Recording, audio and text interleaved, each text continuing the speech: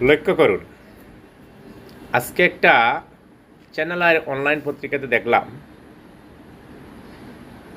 School ছুটি দিয়ে school ছুটি দিয়ে স্কুলের যে নৈশ প্রহরী আছে সেই নৈশ প্রহরীর বাড়িতে দাওয়াত খাওয়ার জন্য সকল শিক্ষক, প্রধান শিক্ষকের সকল শিক্ষকদেরকে নিয়ে গিয়েছেন। দেখেন কত বড় বন্ড সেই স্কুলের শিক্ষকরা।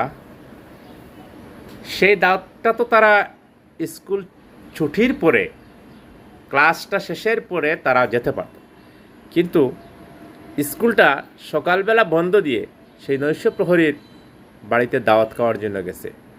আমি সকল শিক্ষকদের সশ্রদ্ধা নিবেদন করে বলছি, আপনারা কখনো এই ধরনের কোনো কাজে লিপ্ত হবেন না, কারণ আপনাদের কাছ থেকে শিক্ষার্থীরা শিখতো, আর আপনাদেরকে নিয়ে